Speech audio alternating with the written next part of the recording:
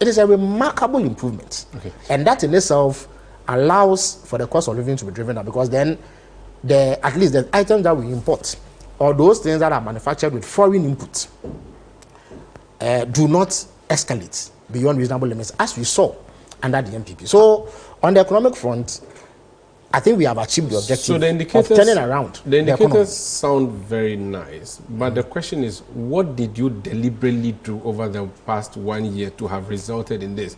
I've heard members of the NPP say the foundation they laid is what you are benefiting from. They talk about gold for oil, for instance, and all. Umaru, I don't know which foundation that was laid would account for what we are doing. First of all, what foundation did they lay? So you need to look at where we were when we were in power. After all the cries about, or the hoopla, the hue and cry about gold for oil, the price at the pump was higher than what we have today. Yeah, but they were starting. They were not starting. What? They had been in power for 8 years. They introduced it at last Umaru, minute. They had been in power for 8 years. Yes. At least we had heard about gold for oil for about 2 years before they left power. But what was the outcome? The outcome was that when we went to the pump, at a point, diesel was selling at 23 cedis at the pump, and petrol was around 19 cedis or so. That is the results that the NPP achieved. By the time we came to power, it was between 14 to 15 cedis a gallon at the pump. And later, I beg your pardon, at the pump. Now, that is not the situation. The cedi, there is talk about some gold accumulation that Baumia is supposed to have initiated. There's the very same person who says he knew nothing about NPP economic management. Says that he was responsible for the gold accumulation policy. Again, the contradiction there perhaps contributed to the huge defeat. But so the question but I was coming to the point. What did NDC so I'm coming. do? The point is that, first of all, the key factor that underlines economic development or economic performance is fiscal discipline. Our history shows that fiscal indiscipline has led to cyclical economic crisis. By 2021, it had become clear that there was a huge hole in our finances. The NPP had achieved a budget deficit of in excess of 15% at the end of 2020, which had created a huge hole, which then led to the accumulation of more debts, which led to debt unsustainability, which led to debt defaults, which then impacted our currency and led to hardships. So to make progress, you need to reverse these things. So the first thing you look at is discipline, staying within your means. How do you do that? So you have revenue, which you match against expenditure. You are allowed a certain percentage by which you overspend. And when you set that target, you must keep within it. The NPP programmed that we were going to do what we call a primary balance. In other words, if you look at our revenue and expenditure, and you took out the fact that we had to service our debts, they said we were going to achieve a surplus of 0.5%. When they left office, it went around 3.5% or so. They did not meet that target. We set a target of 1.5% surplus. When the finance minister read his budget a month or so ago, it emerged that we had actually achieved 1.6%. We had done better than we projected. Same can be said for the budget deficit, which is a straightforward calculation of the difference between your revenue and your expenditure. It is not spending at all. It is not true. That is why we are seeing the point. And that the day you start spending, it is not true. We're going to go down. We are spending, but we are being fiscally prudent. When you read the budget again, the finance minister indicated that he had some shortfall in revenue, but he had corresponding cuts in expenditure. So he kept within the limits that he has set for himself. Under the NPP, when there was a drop in revenue, they ballooned expenditure. So the whole increase. Now, to curb that, you need to pinch yourself and stay within budgetary limits and spend in the areas that matter. Okay. It is not true that we are not. So let me show you that why I say we are spending. So what are the key points of expenditure in Ghana? What are the key items that government spends money on? Construction, salaries. I beg your pardon. The big one is salaries. In fact, if you look into the budget of 2026, as presented by the budget finance minister, 90.5 billion Ghana cedis will be spent on public sector salaries.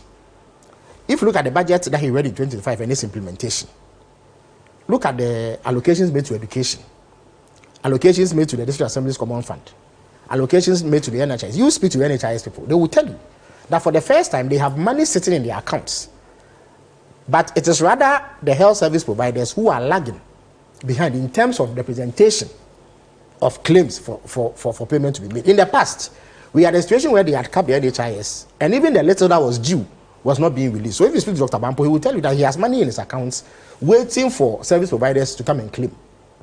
If you go to the Legislative Assembly's Common Fund, and I always say this because I have practical knowledge of it, I'm an official member of the AAK Legislative Assembly. So I know that last year, 2024, the total amount of money that came by way of Common Fund was 298,000 Ghana cedis. This year, by the second quarter, the same assembly had received from this government 6.5 million Ghana cedis. So because of that, they are able to do projects, at least 8 of them. Okay. Now we are well on course. Where are you cutting the expenditure from? Is it political? Okay, so the political appointees, for instance, how have you cut the expenditure? First of all, the part of the budget that you cut, if you have to, is what we call discretionary spending. There is some expenditure that you are forced to do. Yes. That's almost statutory. But there's what we call goods and services, which essentially is what government institutions and agencies run on. But it is discretionary. You can decide that this year ISD will be given this amount of money to run the office and manage the place.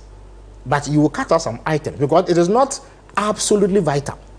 What is absolutely vital is the wages.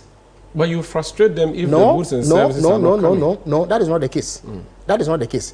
Indeed, there have been increases in the goods and services allocation and disbursement of ISD as I speak to you. But the point I'm making, what I mean is if you let me land, okay, specifically, what did you say? So if you let me land, so if you check the goods and services budget as presented by the finance minister, he has spent less than he said he would. In the past, we spent more than we budgeted for.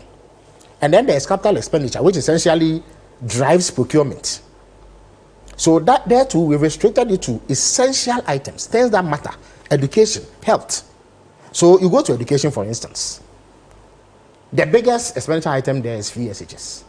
Before this government came to power, on a daily basis on your news and current affairs program, you had people lamenting, headmasters complaining, parents complaining, students complaining about non-release of funds for feeding, for instance. Every now and then we hear about schools closing down because monies have not been released for feeding.